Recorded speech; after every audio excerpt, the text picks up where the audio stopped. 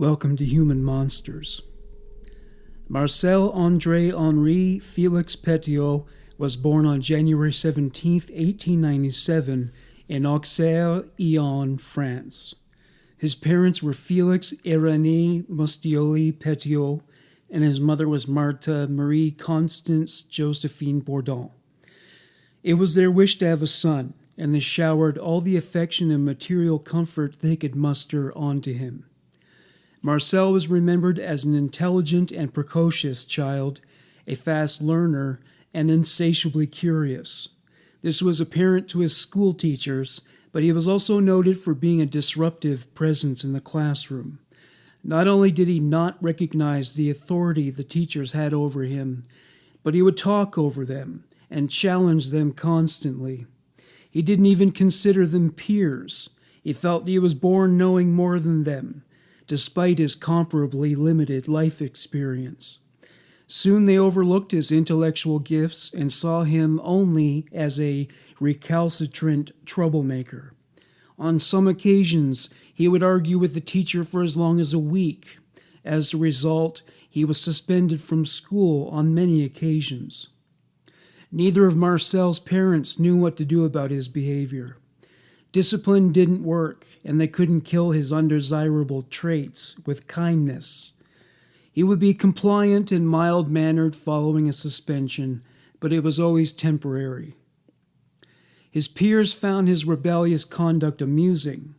They didn't find his other behaviors endearing, however. He wasn't a bully, but he did exhibit a complete lack of regard for the thoughts, feelings, and opinions of his peers. He was a law unto himself. He was headstrong, doing whatever he wanted to do, whenever he wanted to do it. He followed his self-styled moral code and adhered to it as steadfastly as if it were the official law of the land. Anybody who contradicted him was perceived as a scofflaw. It wasn't easy to play childhood games with someone who was so inflexible and one-sided. A grandiose feeling of entitlement factored into his worldview. If he felt something he didn't own rightly belonged to him, he would demand it from the owner or command someone to steal it from him. If they neglected to do either, he would be quite cross with them. His precociousness was not endemic only to his childhood. As his knowledge base and vocabulary expanded, he grew older and viewed his contemporaries as inferior and adults as peers. Marcel Petiot also became fixated on adult pleasures. For instance, when he was 11 years old, he brought a female classmate to an isolated area and tried to force her into sex. She was ignorant of the ways of coitus and was baffled by his proposition. She had never conceived of the possibility that he would want to remove her clothes and touch her in areas her parents told her should not be touched by strangers. A teacher intervened before Marcel could bring the encounter to fruition. The girl was deeply upset and told her parents what happened.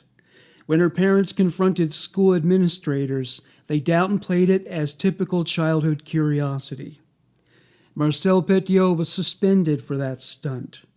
The principal and teachers were so shocked and appalled by what he had done that eventually the suspension was overruled and Petiot was expelled permanently.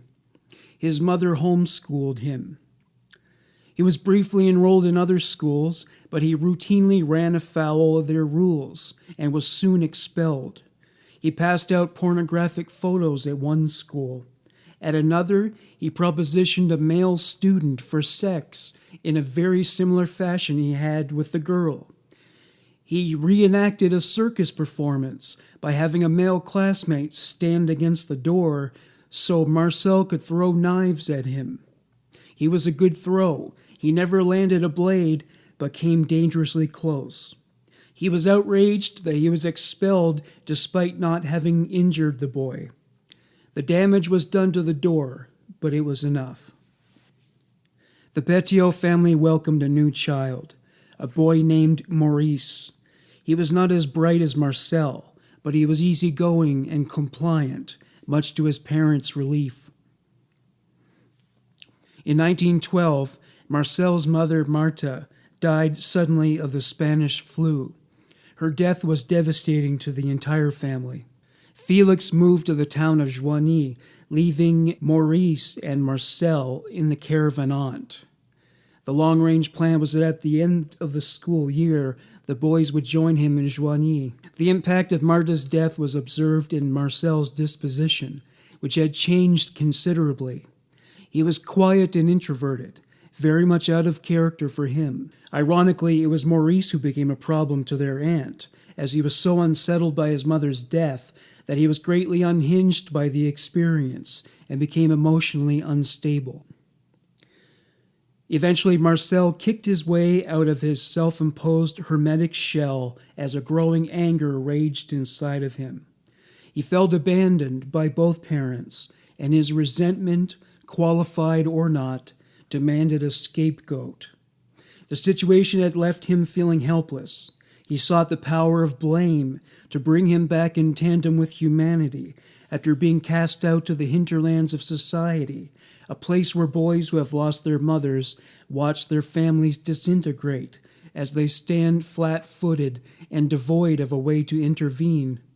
In the absence of strength, he was galvanized by rage, and he frequently lashed out at others. He was expelled from school yet again, so the adjustment to a life without his mother would require more time. Marcel was sent to live with his father, while Maurice stayed with their aunt to finish the school year. Felix made it clear to Marcel that he was disappointed in his conduct. This angered Marcel because he felt he was wrong to feel that way. Felix's attempts to discipline Marcel only fueled his resentment and hatred. Felix got Marcel enrolled in a local school, but he was expelled after only a few months due to restlessness and rebellious behavior. Marcel had other plans. He had begun a career as a criminal. He started by stealing from local businesses. He soon advanced to breaking into mailboxes and stealing the contents. He was careless as he discarded the letters, and police followed the trail right up to his father's apartment. Marcel was arrested for destruction of public property. March 1914. A doctor evaluated Marcel's mental health at the time of his trial. In his report, he referred to Marcel as, quote, an abnormal youth suffering from personal and hereditary problems which limit to a large degree his responsibility for his acts. A panel of doctors reported their findings regarding Marcel Petiot's mental health to the court. The judge pronounced, "The accused appears to be mentally ill." The charges were dropped, and Marcel was returned to the custody of his long-suffering father. At this point, Maurice had joined the two men, and Felix far preferred his company to Marcel's. The solution Felix opted for was to send Marcel to a specialist academy in Paris. This boarding school was more institutional than the public schools. In fact, it was more like a reform school than a typical secondary educational institution. Now that Marcel was in an environment where nobody was prepared to put up with this garbage, he finally applied himself to his studies in a serious manner. It was the only way to leave the school before adulthood. With his behavioral problems swept aside, he graduated at the top of his class. His application to any university was as good as approved, should he have wished to pursue higher education. He didn't. He was sick of being shackled to an institution, and he cherished his newfound freedom. This freedom was short-lived. In January 1916, he received a letter from the government. He was being drafted into the military. The Germans were advancing from the west, and Marcel Petiot was shipped out alongside his brothers in arms to fight back. Though the French military was ill-equipped compared to the Third Reich's war machine, Marcel Petiot was a top-tier soldier, fighting effectually as a crack marksman and a valiant warrior on the field, going toe-to-toe when necessary. He was fearless and thirsted for his enemy's blood. His psychotic hatred of the Germans fueled his aggression, and he was an inspiration for any soldier in his battalion who may have felt daunted. He was a monster when his country needed one. Still, he was not indestructible. When he was struck by shrapnel, he was indisposed in medical care for a time. Against doctors' orders, he returned to the battlefield. The same rebel spirit that got him kicked out of school refused to acknowledge a German soldier as his superior or even his peer. To him, they were vermin to be exterminated, and even with his injury causing him considerable pain, he refused to back down.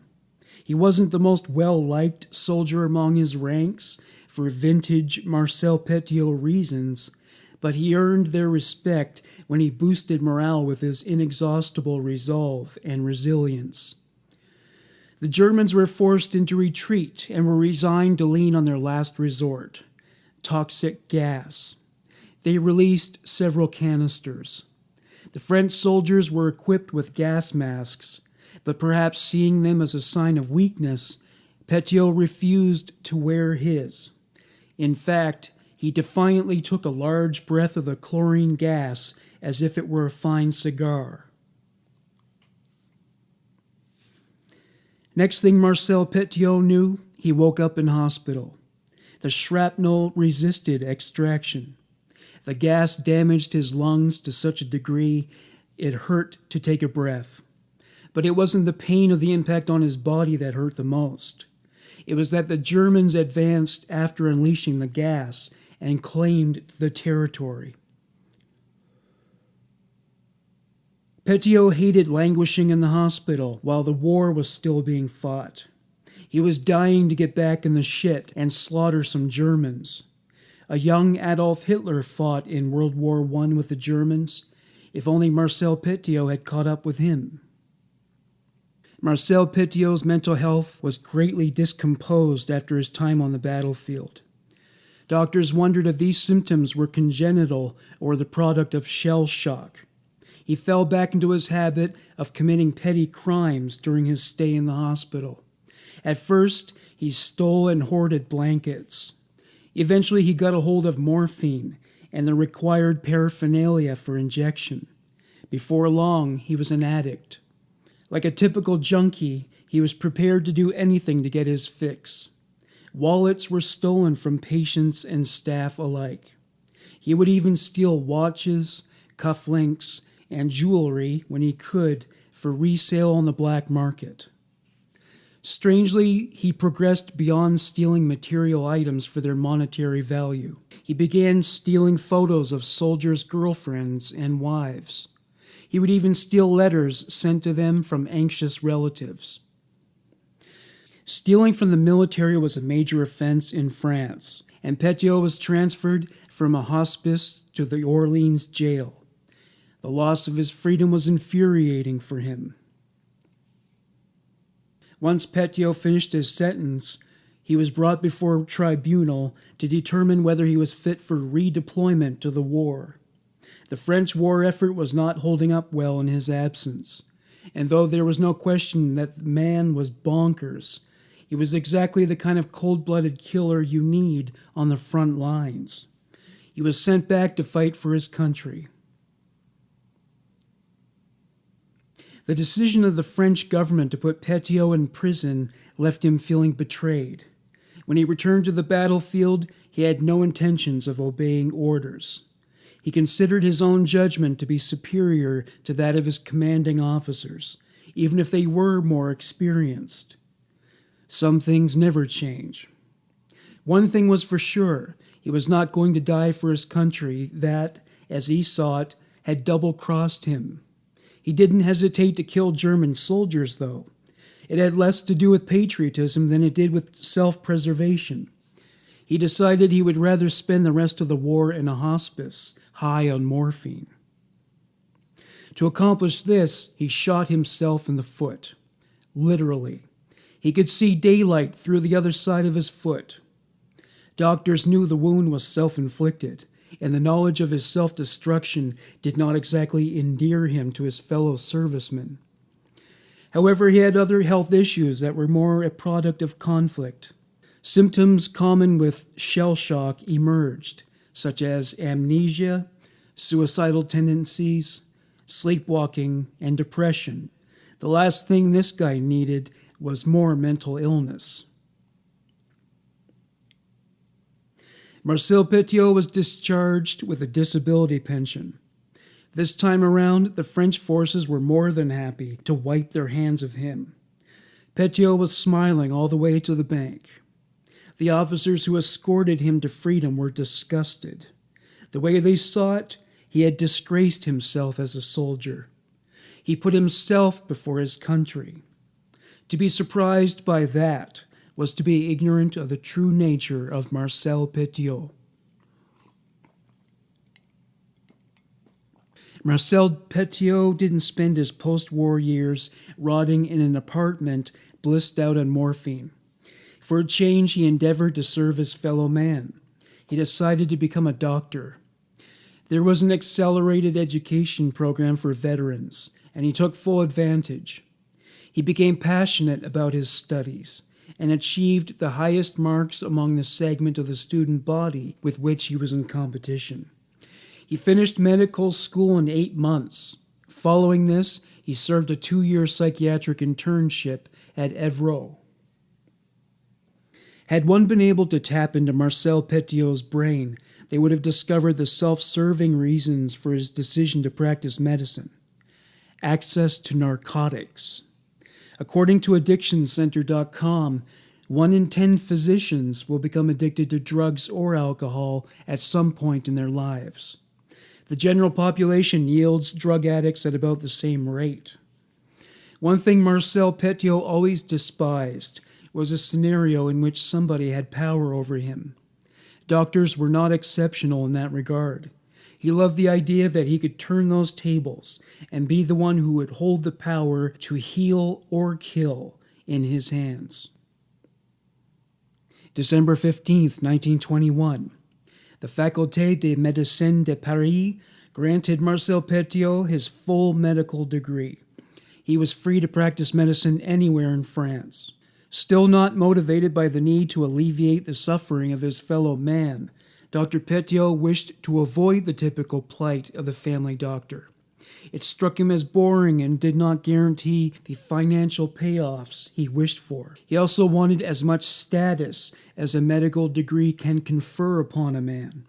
He would brag to anybody who was too polite to walk away that he was a doctor. Despite the financial security he was sure to attain by practicing, he remained a kleptomaniac. Everywhere he went, he would steal things, even items that did not command a high payday. He also intended to hoard as much money as he could. As a freelance doctor making house calls, he would never make as much money as he wanted. He finally decided to establish his own practice. He set up shop in the township of Villeneuve-sur-Yonne. Petiot was competitive, and he set his sights on eliminating the practices that had been operating for years before his arrival.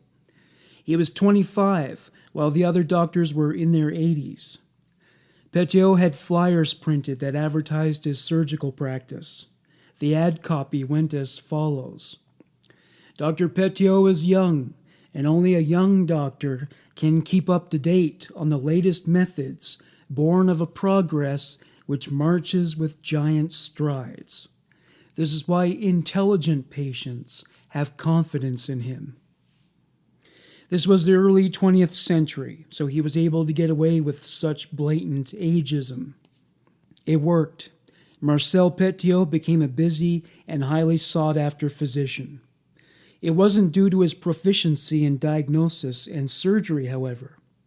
Simply put, Marcel Petiot was a glorified drug dealer. Anybody who wanted prescription narcotics only needed to pay him a fee, and he would write them the prescription. The profits increased as he drove up the prices of the drugs. The junkies were willing to pay to get their fix, even as their addictions were plunging them irrevocably into the red and straight into bankruptcy. Debtors' prisons were still an option for the insolvent, but when you're addicted to opium, That's the least of your worries. Another legal and profitable venture was abortion. Abortion was illegal, and he processed all procedures off the books, but it lined his pockets handsomely, and in that day and age, many women were keen to sidestep the stigma of being pregnant out of wedlock. Built into the fee was the promise of confidentiality.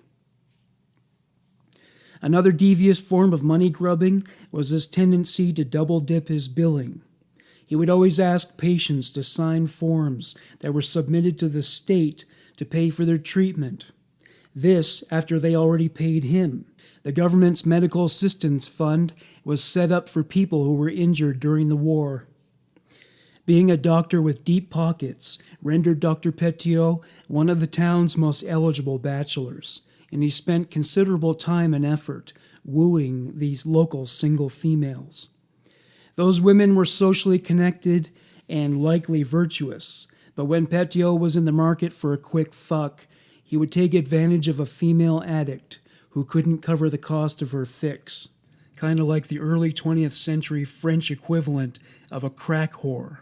Otherwise, he enjoyed stringing more respectable women along as they entertained fantasies of marrying him and bearing his children. One such woman was Louise Delaveau. When she discovered that she meant little more to him than the occasional roll in the hay, she went directly to his practice to confront him. She was in a rage. She nearly broke the door down when she entered his house and practice. She was never seen after that day.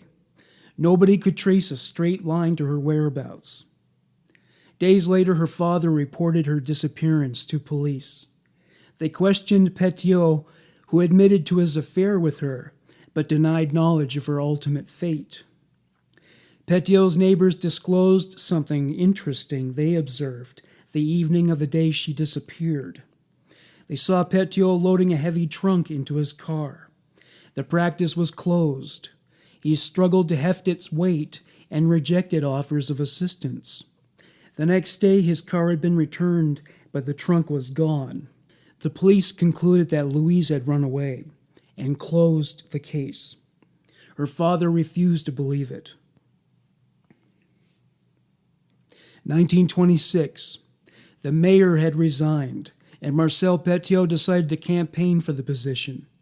Getting elected to the head of the municipal government would put him in yet another place where he would have power over others.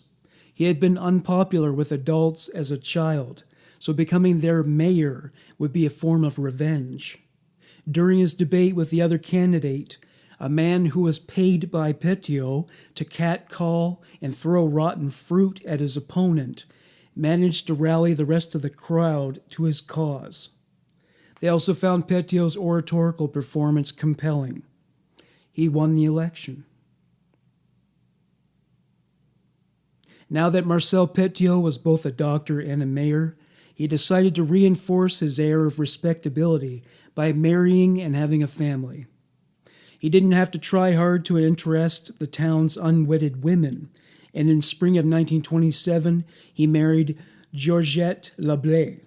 Their son, Gerhard, was born in 1928.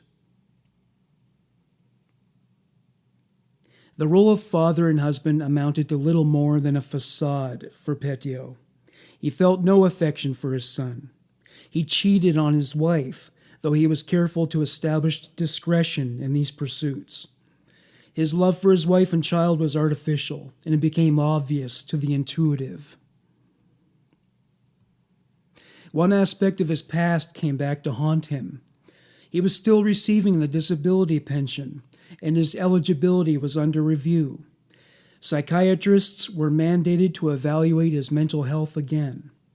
Petiot responded with a letter that referred to their observations as exhibitionism. He told the government he would rather the payments cease altogether than to experience another demeaning moment under the microscope. The stipend was upheld. At about this time, a trunk was found in a river nearby. Contained within was the corpse of a young woman. Her body was so thoroughly decomposed she could not be identified. The police did not consider that it might be the remains of Louise Delaveau. The police brought it to Petiot's attention as a matter of protocol. He did not appear to recognize the trunk or the woman. Marcel Petiot was a corrupt politician, using every opportunity to line his pockets. He accepted bribes. He would exploit his position to benefit his business and financial dealings. When he was unable to accept money from his constituents, he would embezzle from the government's coffers. March 1930. The home of Armand de Beauve was burned to the ground while he was away at work. His wife, Henrietta, was unable to escape, and her body was found critically burned. She was beaten savagely with some kind of blunt instrument before the fire started, to cover for the fact that the objective of the crime was to kill her. The police speculated that she intercepted the efforts of a burglar. 20,000 francs were stolen before the fire was started. At dawn, a trail of footprints was traced away from the house, through the fields, and all the way to the town of Villeneuve-sur-Yonne. That's where the leads ended. The murderer could have been anybody in town. Marcel Petiot involved himself with the investigation as much as any mayor can, offering to help in any way he could. One promising lead came in the form of a witness. Monsieur Fisco saw a dark-haired man entering and leaving the house frequently during the prior several months. He suspected the man had an affair with her. Neighborhood gossip had it that because her husband was away so often at work, she had taken a lover. She would not divulge the name of the man, but intimated that he was an important man in town. She said he stood to lose everything if their involvement were exposed. She was touched that he was so attracted to her that he would risk his reputation and livelihood just to be with her. Monsieur Fisco went into town to get his medication from Dr. Petiot's office.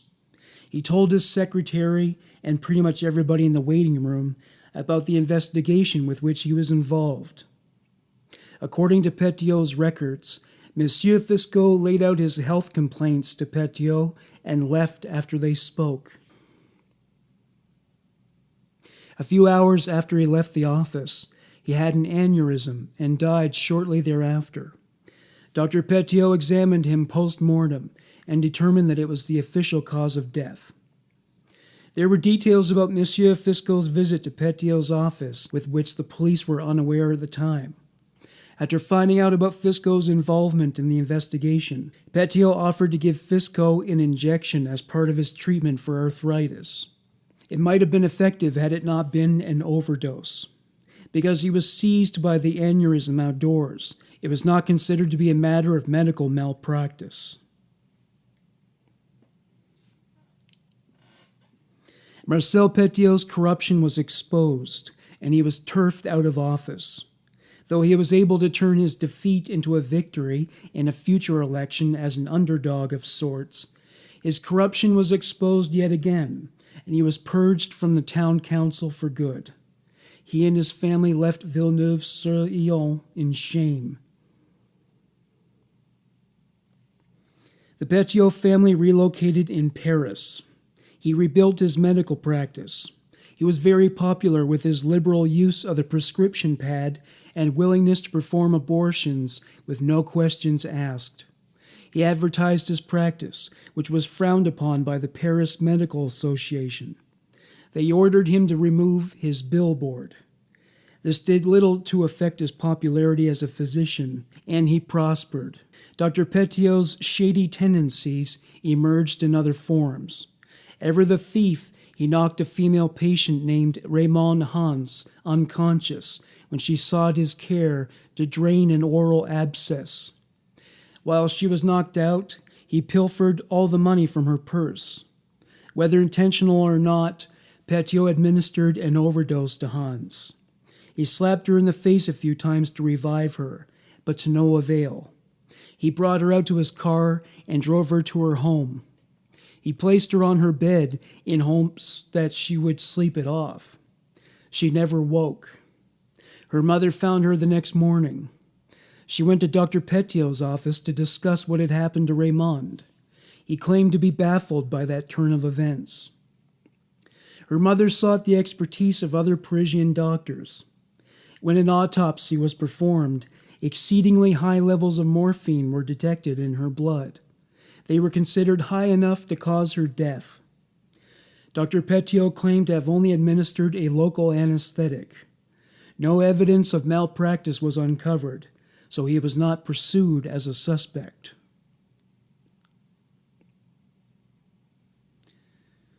(1935). For the first time, Dr. Marcel Petiot was investigated for violations related to narcotics. One of his patients withdrew from his care because for years Petiot kept plying him with addictive drugs so that the francs would continue to pile up. The patient managed to quit his addiction. He wanted to help other people do the same. He took up an activist position. He wanted to shame Dr. Petiot and other physicians who were so blithely writing prescriptions for addictive drugs. The journey to sobriety is replete with setbacks, and the man died from the very addiction that had compelled him to campaign against its enablers. His death was ruled a self-inflicted overdose. 1936. Dr. Marcel Petiot was appointed to a very prestigious position for a doctor, the médecin d'état civil for his district. Translated to English, that meant he became a state doctor. This conferred on Dr. Petiot the power and necessity to sign death certificates for anybody that passed away in his borough of Paris. Petiot was quick to seize upon this duty as a means to line his pockets even further. Not only was he paid for signing the death certificates, but he would steal things from the home of the deceased. Nobody suspected him because a man in his lofty position was considered too respectable to sink so low. In August of that year, Marcel Petiot was caught stealing, this time by a shopkeeper. He tried to pilfer a book. When a police officer caught up with him and attempted to place him under arrest, he struck the officer, knocking him to the ground before fleeing the scene. He went on the lam for 2 days, but turned himself in with his wife at his side. When he appeared in court, he claimed he could not be considered guilty because of his history with mental illness. He was convincing. He claimed that his latest backslide into insanity was the product of his use of a suction machine that was used on the rectum to cure constipation. He said that overuse of the machine undermined his mental stability, and it left him confused at the time he tried to steal the book. He said he was so out of it, he didn't realize the police officer was a man of the law. The court agreed that they would not pursue charges as long as he sought psychiatric treatment. His wife, Georgette, booked Marcel into a privately run sanatorium. Naturally, he felt instantly better and began to discuss his immediate release after only staying 1 night. He had no problem establishing his credibility with the doctors, being one himself. His internship at a psychiatric hospital had also come in handy. The doctors were not fooled, however. They knew he claimed to be insane to get out of criminal charges. Though it was obvious that he suffered from mental instability, it wasn't a condition that warranted a long-term stay in a psychiatric treatment facility. He was discharged. Eventually, the court came to a similar conclusion, and Petiot did not face charges. The court of public opinion could not be so easily swayed. The shoplifting incident and claims of mental illness became widely known, and it sullied both his personal and professional reputation. Knowing the law and the medical establishment were watching him closely, he could not engage in the same underhanded dealings as before. He was reluctant to prescribe or administer any narcotic. He stopped performing abortions. As a result, his income was substantially reduced. Not only had he lost most of his patients, but proving he was mentally well after being evaluated was discovered by the administration of the Disability Pension Office, and they cut off his stipend. He was also charged with tax evasion. He tried to convince the government that it was because of professional expenses, some of which were incurred due to serving an affluent section of town. They didn't buy it. He was fined. Petiot resented the government for all this. Eventually, the resentment blistered into rage. June 1940. World War II had begun, and the Germans overtook France. The military commander of Paris declared the metropolis an open city. Soon the government of France had fallen, and the Nazis took over. However, resistance soon took root. Using his contacts to high society and the criminal underworld to his advantage, Marcel Petiot aligned himself with the movement. French soldiers who were wounded from the slave labor to which the Germans subjected them would give Petiot all the information they possessed, and he would pass it on to his underground collaborators. As reward, he would sign a disability certificate stating they could not return to duty and should be released. Others turned to Dr. Petiot, who became known as Dr. Eugene, following the hour of his disgrace, and he became a provider of another service. There were a number of Parisians who were anxious to leave the country. Petiot claimed that for a fee of 2,500 francs, he would help smuggle them out of the country. They would also bring luggage containing valuables they didn't want to fall into the possession of the Nazis. Petiot told them that after being transported across Portugal, they would set sail for Argentina. He would tell them that they needed to be inoculated, claiming that the government of Argentina was very strict about the health risk involved in accepting refugees. He backed this up by saying the Spanish flu nearly decimated their population. It was no inoculation, not unless you emphasized the injection of cyanide as an anti-life drug. When he was running low on cyanide, he would use homemade digitalis to stop their hearts. Failing that, he would administer a lethal dose of morphine. He threw a few of the dead into the Seine River, but soon realized that he needed to be more discreet to keep his operation going. He dug a pit in his basement and began to fill it with corpses. His brother was supplying him with lime powder to accelerate decomposition. Eventually, he would toss bone and other remainders into an incinerator. Naturally, he kept the bundles of cash, jewelry, and other belongings left behind by those who sought asylum astride the grave. Though the Nazi murder machine was running at full tilt, it became clear to Parisian police that a serial killer was at work in the city. Body parts kept washing up on the Seine. Some of them were dismembered with knives, while others were chewed apart by catfish. The river was trawled, and even more human body parts were found. Most of the victims were never identified. Even after 9 heads, 4 thighs, and miscellaneous variety gore, they still could not connect the parts to anyone. Eventually, some identities emerged. Nellie Denise Hautain disappeared after undergoing an abortion at Dr. Petiot's practice. He botched the procedure, and rather than risk being exposed by bringing her to a hospital bleeding profusely, he killed her and disposed of her remains personally. Dr. Paul Léon Bromberger was planning to flee Paris with his wife. She went missing before she could flee at his side. Paul Léon disappeared and only reappeared when he was pulled up from the Seine in a net. The Knellers, a family of 3 Jewish refugees, were found as a hodgepodge of body parts. They went to Petiot to avoid the concentration camps. The Wolf family were also refugees who went to Dr. Eugene to flee occupied Paris. They disappeared one by one. A pimp named Joseph Pierchy and his mistress Josephine Amy Grippet went to Dr. Eugene so Pierchy could flee the country after a warrant for his arrest was issued. He was dismembered and flung into the Seine. None of the body parts found in the Seine comprised an entire human being. Most of their parts were disposed of with fire and lime in the basement of Marcel Petiot's practice.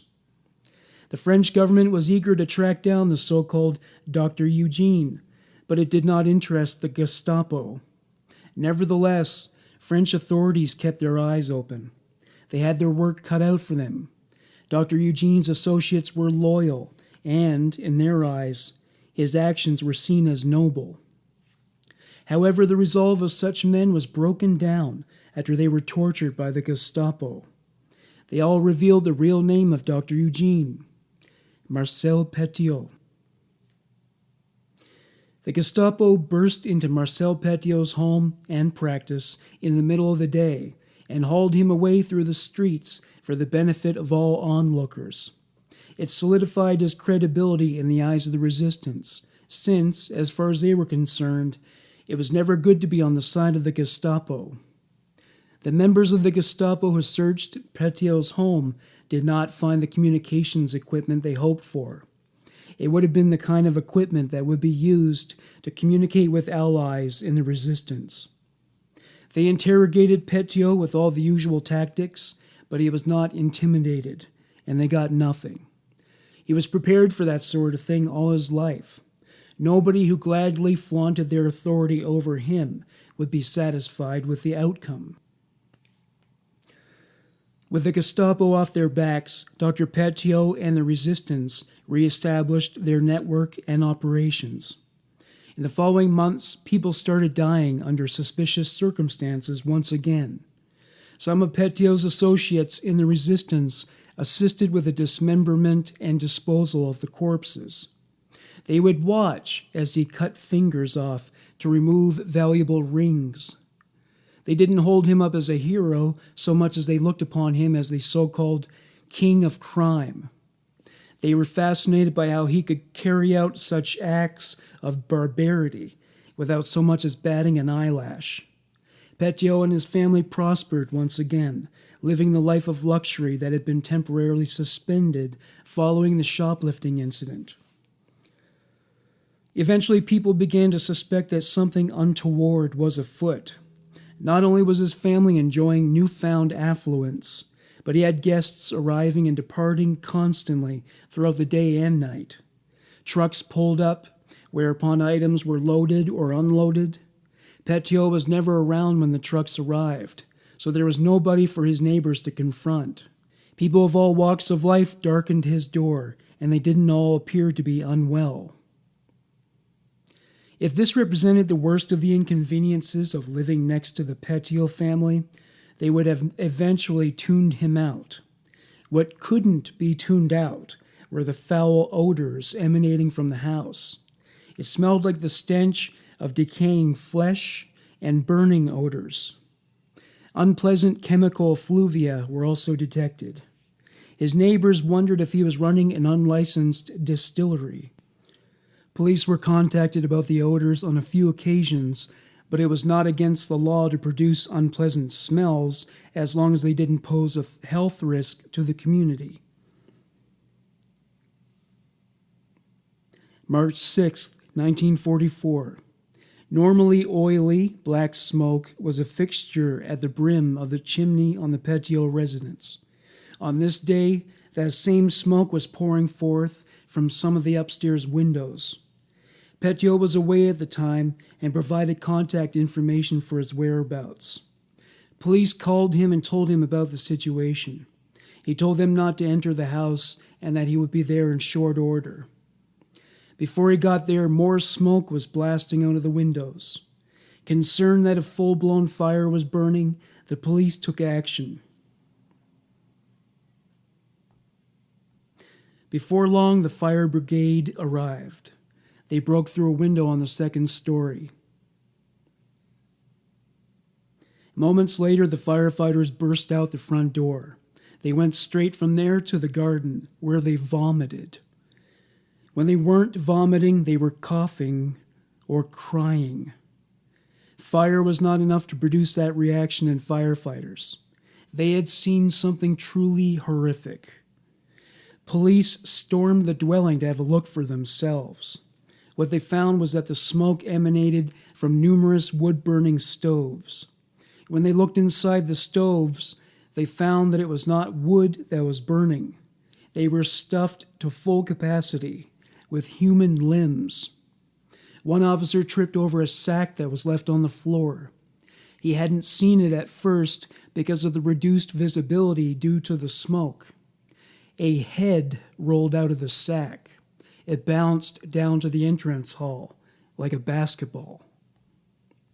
When the police went down to the basement, where the furnace was burning large body parts, they found a pit filled with bodies decomposing under a layer of quicklime. The Parisian police had never encountered so many dead bodies in one location outside of a morgue. There were also several suitcases filled with people's valuables. Another pit was dug in the garage and filled with bodies that were laid out in preparation for the application of quicklime. Some corpses were assembled like it was a factory of corpse production. Jewelry and clothing were stripped from them. Gold fillings were yanked out of their teeth. Rings were cut from fingers.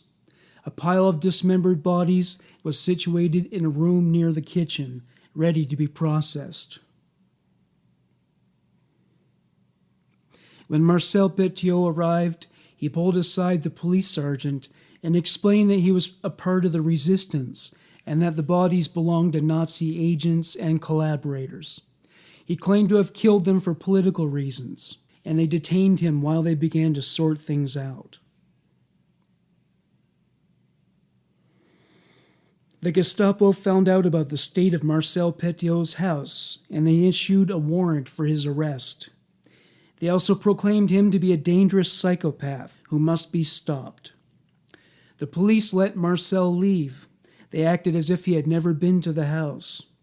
When the Gestapo arrived and took charge of the scene, the French police did not object.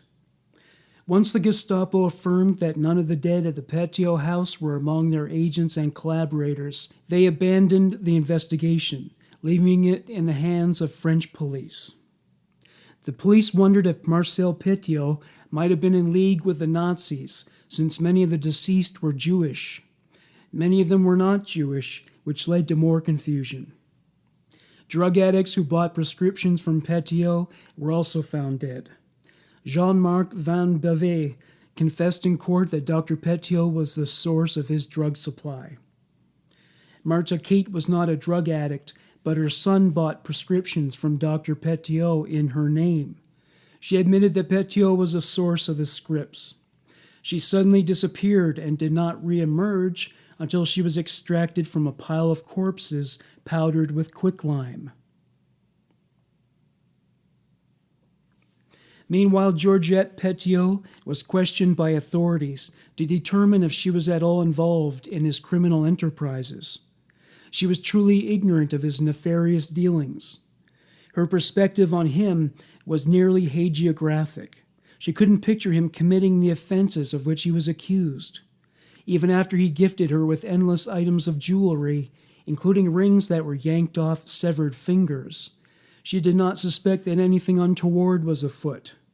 She assumed that their opulent standard of living was due to his medical career and supplemented with legitimate investments. The notion that the medicine man she was married to had turned their home into a mausoleum was devoid of credibility. The police believed Georgette when she insisted her husband was neither a drug dealer nor a mass murderer. Marcel's brother Maurice was interrogated. Though they couldn't prove he was directly involved in the murders, he admitted that Marcel had been compensating him for delivering several bags of lime powder. Some of Petiot's assistants from the resistance confessed to their involvement in the murders. Petiot had an apartment he lived in part-time. The police went to the apartment. Petiot was not only absent, but had deserted the quarters altogether. He didn't take his belongings with him, and neglecting to do so contributed to his downfall. The police found large sums of cash. There was a cache of medical supplies, reportedly more than a typical general practitioner would ever need. This led them to assume that he was a blade runner, an underground dealer of medical supplies. There was so much chloroform on the premises that it exceeded the needs of any private practice. There was a garden outside the apartment in which poisonous plants had been cultivated. One of the most common among them was digitalis, also known as foxglove.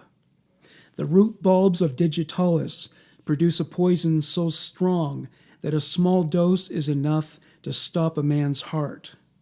The crop of digitalis would have outfitted Petiot with enough poison to kill all his patients and more.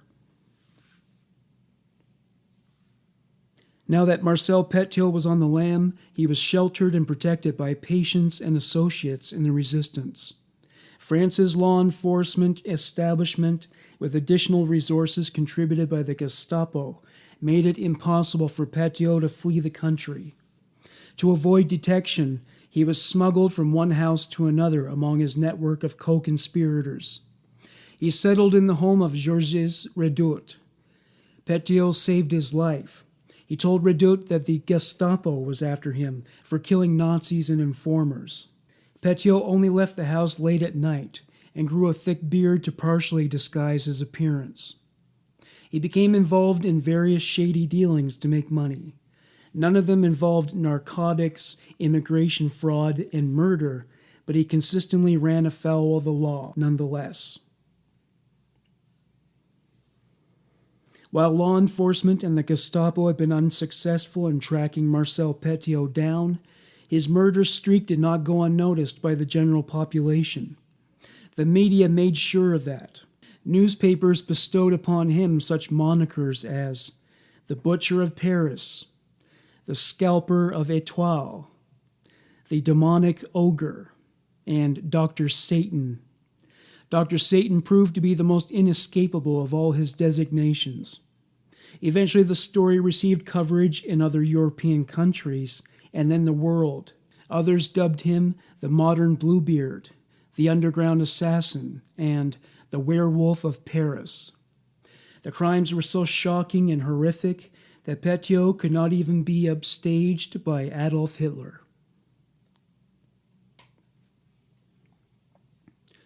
October 31st, the end of the line. Marcel Petiot was spotted at a Paris metro station. The sighting was reported to police, and they detained him right before he boarded a train. He did not resist arrest or try to flee. He had been preparing a legal defense to use in the event of prosecution, and, he reasoned, trying to escape would hurt his credibility. When police searched him, they uncovered a pistol, over 30,000 francs, and 50 different falsified identification documents, each bearing his photo with an alias. He assumed that his resistance to Nazi occupation would lead to his acquittal.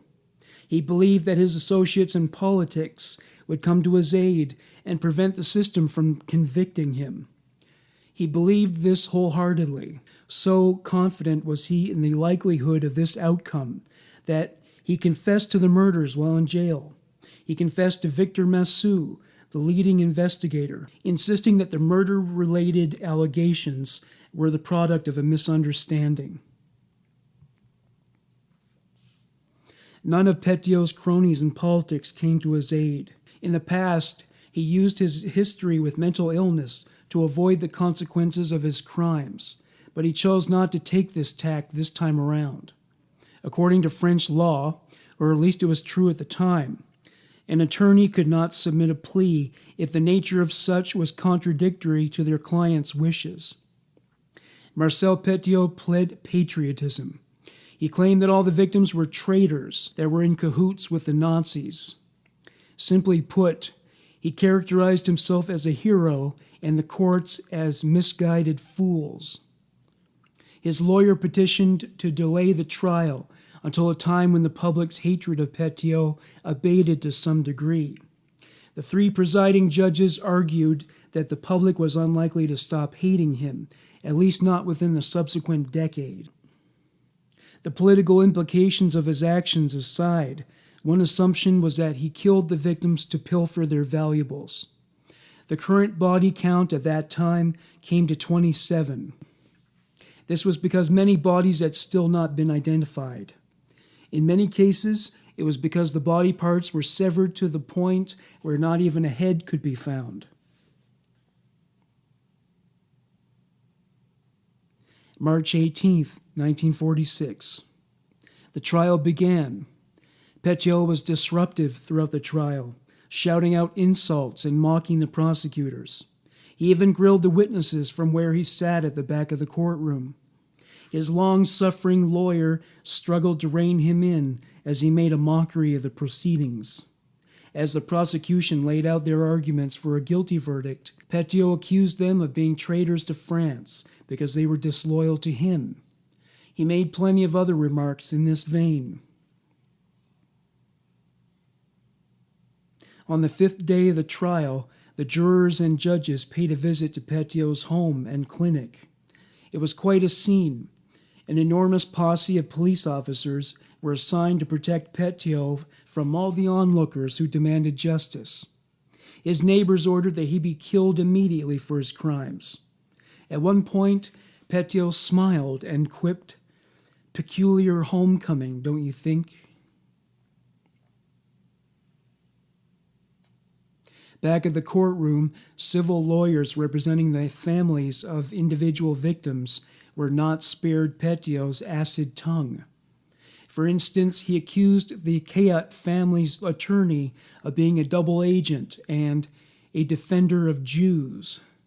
Those remarks represented the only spit shine on his reputation that improved his reception by the public.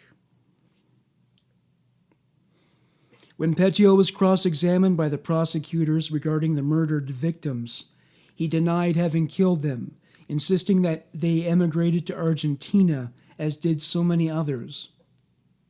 He did admit to killing 19 of the 27 victims, insisting they were Germans and collaborators. By doing so, he attempted to taint the reputations of people who had already suffered at his hand.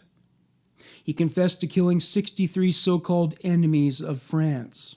When questioned about the unidentified bodies, he said, "I do not have to justify myself for murders I'm not accused of committing."